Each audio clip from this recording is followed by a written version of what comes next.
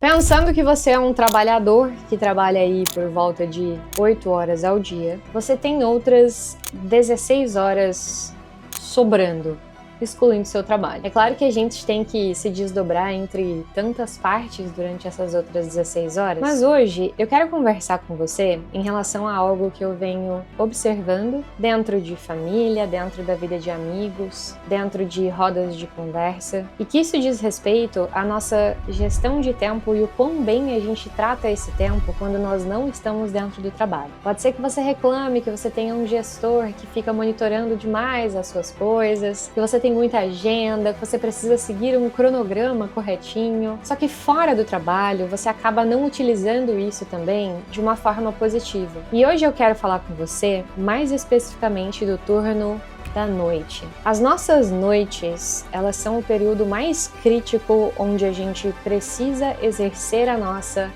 autoliderança e é geralmente onde a gente deixa a peteca cair. Vamos lá! Se você tem hoje aí por volta dos seus 30 anos, eu vou fazer uma conta aqui. Então aqui na nossa conta, digamos que você tem mais ou menos uns 30 anos, e aí você vai viver aí até uns 80 aí com bastante saúde, tá?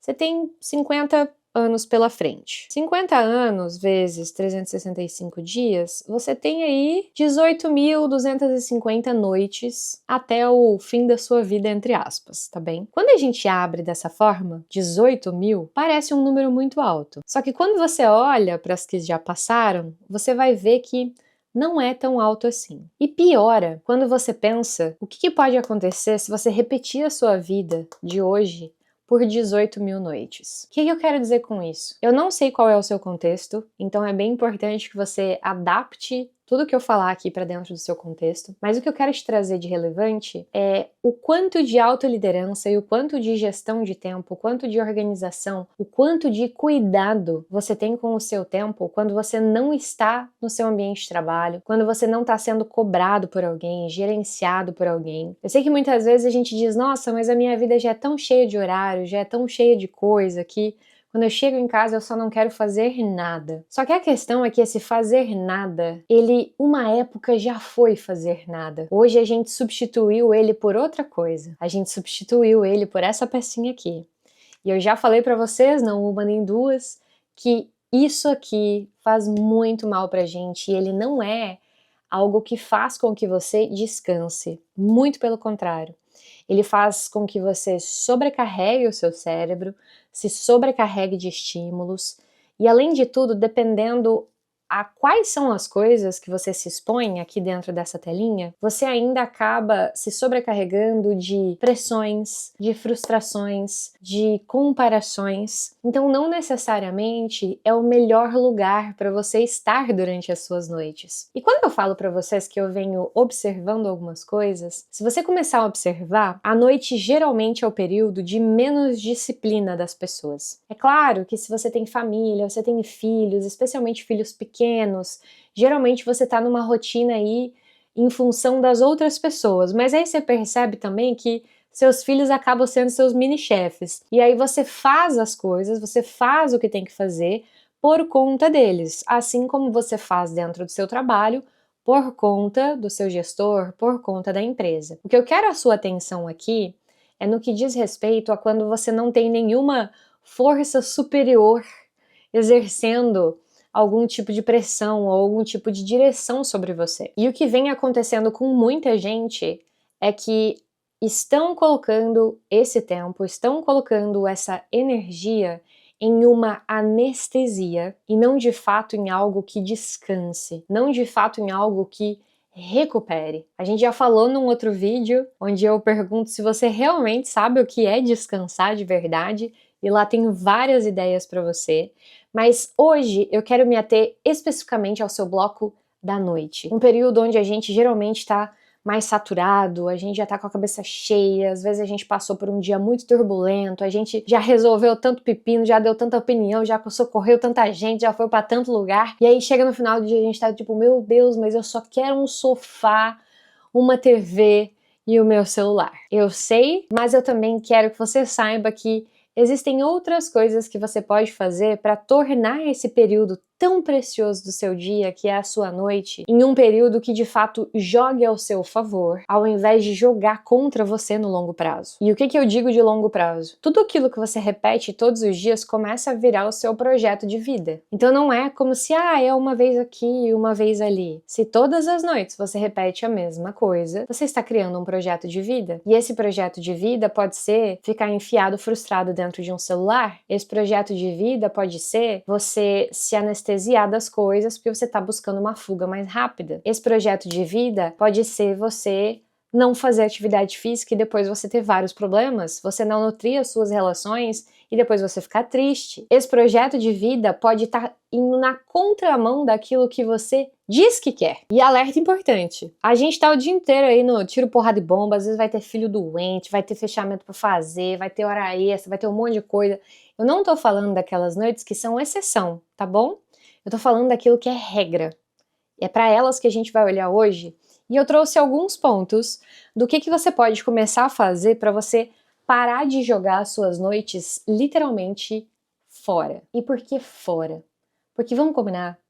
Gente, é lamentável quando você olha a cena, quando você sai do ambiente e olha o ambiente de fora e você vê no ambiente as pessoas às vezes dividindo o mesmo espaço, mas tá todo mundo aqui, ó. As pessoas estão ali enfiadas em mundos completamente diferentes e que não necessariamente estão contribuindo positivamente para elas. Eu separei uma lista com 5 itens que eu quero te sugerir para você começar a investir tempo durante as suas noites. Primeiro, é para você se recuperar de verdade e saber que essa recuperação ela acontece sim de uma maneira ativa. Primeiro, a gente precisa entender que se eu tive um dia inteiro de muitos estímulos mentais, muito estímulo cognitivo, à noite o meu cérebro vai pedir um estímulo diferente daquele que eu passei o dia inteiro. É como se você pensasse assim, poxa, eu vou na academia, eu exercito muito esse músculo. O descanso para ele não é você ir lá e correr 10 quilômetros, beleza? Da mesma forma, ainda na analogia de saúde, quando você está treinando muito um músculo e você para descansar, é nesse momento que uma recuperação acontece. Então a gente precisa trocar esse estímulo à noite para que a gente de fato possa se recuperar. E isso não quer dizer que você vai se jogar no sofá e ficar lá no seu celular se recuperando. Você pode estar fazendo outras atividades, contanto que sejam estímulos diferentes daquilo que você passou o dia inteiro fazendo, justamente para que você possa descansar. Você vai poder cozinhar, você vai poder trocar um instrumento, você vai poder fazer pintura, você vai poder, gente, pegar um jogo de tabuleiro, jogar um jogo, algo que tire você desse campo mental muito forte e especialmente de estímulo de tela. Por favor, vamos começar a substituir estímulo de tela. Reduza seu tempo. Abre seu celular aí, vai lá no controle de tempo e vê quanto tempo que você passa dentro desse celular. E aí você vai pensar assim, em todas as coisas que você fala, mas eu não tenho tempo para fazer. Talvez esse tempo esteja aqui dentro. Vamos para o próximo, para o número 2. Aqui eu quero que você pense em ocupar uma parte da sua noite com uma habilidade que o seu futuro vai te cobrar. Essa habilidade pode ser estudar um idioma novo, pode ser fazer uma especialização, pode ser fazer algo para a sua própria saúde mental, ter um hobby, tá? Vamos pegar aí, eu e minha calculadora hoje, né? Vamos pegar aí 30 minutinhos por noite. E aí vamos botar 30 minutos vezes 365. A gente tem 182 horas e meia num ano. Gente, é praticamente uma pós-graduação que tá escondida ali na meia hora que tu fica no telefone. Quando a gente pega e a gente destrincha esse tempo, a gente vê que a gente tem o tempo.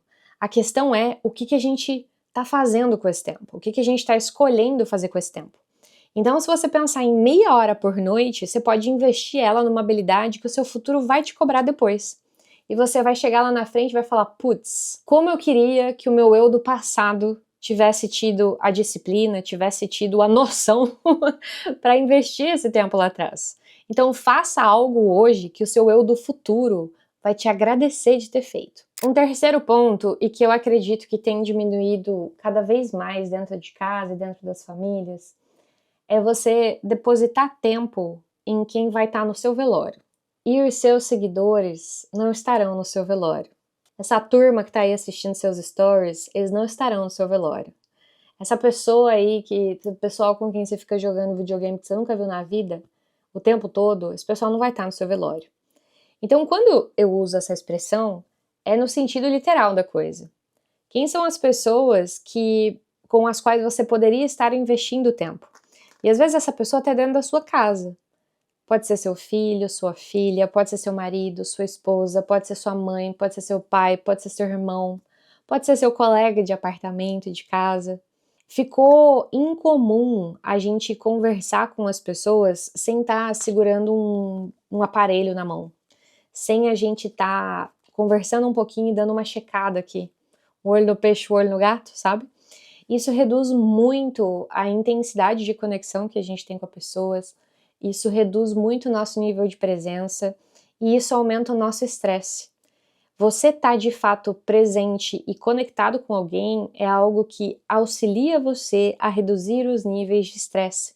Então você pode usar as suas noites para depositar tempo com essas pessoas, ajudar na sua saúde, ajudar no seu eu do futuro e construir relações que sejam mais sólidas, mais duradouras.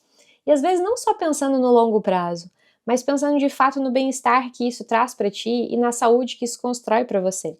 Eu não sei se você já teve a oportunidade de assistir o documentário da Netflix das Blue Zones, que são as zonas azuis, mas o que eu acho legal é que eles investigam vários lugares no mundo onde tem essas zonas azuis, que são zonas de centenários, né, pessoas centenárias. E aí eles vão investigando quais são as práticas, quais são os hábitos, quais são as coisas que levam essas pessoas a viver tanto tempo. E um dos principais pontos que aparece em todas as zonas azuis do mundo é cultivar bons relacionamentos. Então fica para você pensar o quanto que você tem usado o seu tempo para cultivar bons relacionamentos. O ponto 4 que eu trouxe é um ponto muito especial para mim, porque é uma coisa que eu aprendi com o meu pai. Nem sei se ele sabe disso, mas há muitos anos o meu pai falou para mim que ele tinha o hábito de se questionar no final do dia o que ele tinha feito de bom, o que ele tinha feito que ele mudaria. É como se ele fizesse um balanço no final do dia. É meio que se fosse um fechamento de caixa do seu final de dia, onde você olha para ele e você pensa: poxa, quais foram as coisas que eu fiz hoje e que eu gostaria de repetir amanhã? Que eu fiz bem, mandei bem, foi ótimo. Quais foram as coisas que eu fiz hoje e que eu não gostaria de repetir? Comportamentos que eu tive, coisas que eu falei e que eu não quero que aconteça de novo. Ou quais as coisas que eu deveria ter feito hoje e não fiz porque estava me distraindo, porque estava me anestesiando, ao invés de fato olhar para aquilo que era importante e fazer o que deveria ser feito. Então, esse momento da noite para você poder fazer um balanço, fazer um fechamento do seu dia, gera muito crescimento pessoal, porque você consegue refletir sobre aquilo com qualidade, você consegue olhar para esse dia que passou e você já prepara a sua cabeça, já prepara a sua mentalidade para o dia de amanhã, para como você quer agir, para como você quer se posicionar, o que você quer fazer, o que você não quer fazer. Então faça o seu fechamento de caixa, o seu balanço de caixa, sempre que você termina o dia. Isso pode ser no final do dia mesmo, no final do expediente, pode ser um pouco antes de você ir para a cama. Você que manda. O importante é fazer, refletir para que você possa gerar mudanças e trabalhar continuamente em você mesmo para você ser um ser humano cada vez melhor. O ponto 5 leva uma bala quem adivinhar, que é o sono. Eu tenho um hiperfoco em sono. Gente, muitas vezes a gente trata o sono como se ele fosse a última coisa que a gente vai fazer no dia e a gente vai fazer na hora que der. Então, assim, eu vou produzir, eu vou fazer um monte de coisa que eu tenho que fazer e na hora que eu terminar, eu durmo. Na hora que der, eu durmo. Mas essa conta, ela não tá certa. Primeiro, porque o sono, ele é um superpoder que você tem, você precisa usar ele ao seu favor. Ele constrói o seu dia seguinte, ele constrói a sua saúde, ele reconstrói a sua capacidade cognitiva, memória, humor, regula tantas coisas dentro de nós. Só que o que eu quero sugerir para você de uma maneira prática? Para de viver nesse modo onde eu vou fazendo as coisas e na hora que eu terminar eu vou dormir. Você primeiro vai definir a hora de dormir. Por um exemplo, eu vou dar um exemplo. Eu tenho treinado às 6 da manhã, então eu tô acordando às 5 horas da manhã. Quando eu acordo às 5 da manhã, eu já sei que eu preciso ir para a cama no máximo às 10 horas. Justamente para eu poder ter umas 7 horas de sono ali, no mínimo, no mínimo. A partir do momento que eu estabeleço que eu vou dormir às 10 horas da noite, eu começo a programar minha rotina noturna de trás para frente para trás, entende? Então, se até às 10 eu preciso estar na cama para eu dormir, até às 9 eu preciso fazer tal coisa, até às 8 eu preciso fazer tal coisa. E aí a gente começa a puxar a rotina dessa forma. O que geralmente a gente faz, e provavelmente tu faz? Eu vou chegar em casa às 6, e aí eu vou começando a fazer coisa, e a hora que terminar, eu vou dormir. Não. Se você primeiro decreta a hora de dormir e vai puxando para trás, aí sim você consegue fazer mudanças de fato. É claro que vai levar um tempo para você se adaptar, para você fazer essas mudanças, mas se você nunca definir isso, você nunca vai conseguir de fato colocar em prática essa mudança da tua relação com o sono, do teu horário com o sono. O sono é rei. Meu sono, minha vida. Só que você só vai poder entender o poder disso a partir do momento que você se dispuser a fazer. A partir do momento que você se dispuser a levar isso a sério. E levar isso a sério por tempo suficiente para você colher os louros, para você colher os frutos disso. Mas eu dormi 3 noites, mais tempo, para mim não resolveu nada. Não é assim que a banda toca. Até porque muitas vezes a gente faz o contrário, né? Eu dormi 3 noites, dormi menos tempo, né? Eu dormi mal por 3 noites e tá tudo bem. Claro, né? A gente tem um curto espaço de tempo. Não vou entrar nesse mérito agora, não é uma aula sobre sono, mas se você já está aqui um tempo, você sabe que eu prezo muito pelo sono. Ele, com certeza, é uma das coisas mais subestimadas dentro da nossa saúde. É um ponto base que a gente tem.